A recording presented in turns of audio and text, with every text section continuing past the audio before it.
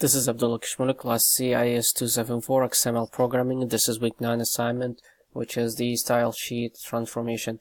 For this assignment, we were going the style sheet transformation or XSLT, and I created this document. It's kind of similar to the one that is in the book, and it just says the major, the year, the GPA, and there's an optional email in this case.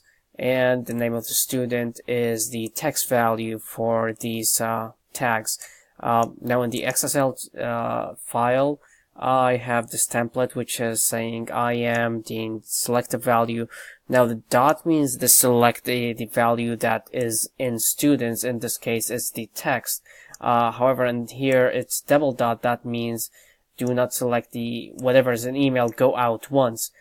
Because I tried putting double dot in here, so if it goes out from students, that means it's gonna go student. That means it's gonna go to students, which means the text value of this one and this one too. And if I have more, it's gonna be more text values to select.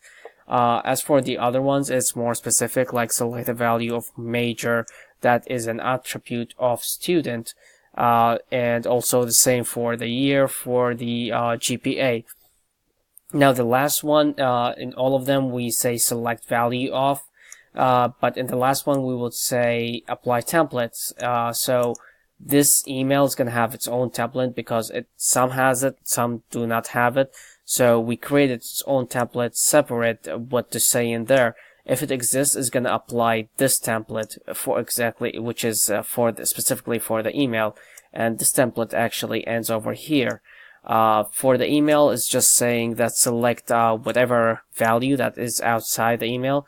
So that's going to go to the text, which is the name. So we are over here. If we do one dot, it's going to select, I don't think we can actually do one dot. Two dots is going to select this one and can be contacted, and then the value of the dot, dot is going to be the email itself, and double dot is going to go out, which means it's going to select this.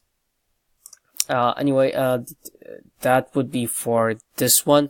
I also made another one which is kind of different.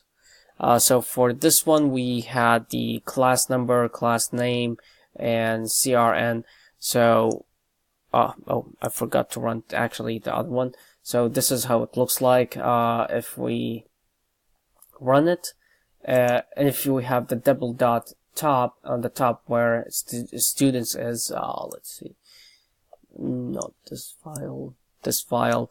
If we have the one dot in here, it's going to select the student. If we do double dot, it's going to go out to students, which makes select all the text values. But this is the correct one with one dot.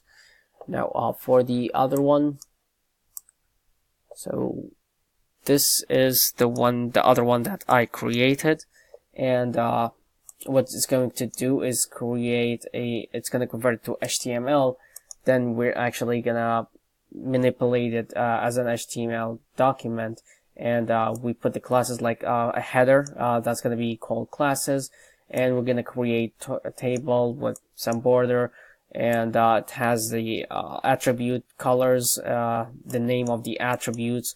Now to match these, select from each one from challenge exercise, that's the name, the root element of the document, /class, then we have different class, and just match all of these with the top columns and give it a color, and also select which value to select to put it in the first one, second one, and so on. And of course that's using for each. And to run that document,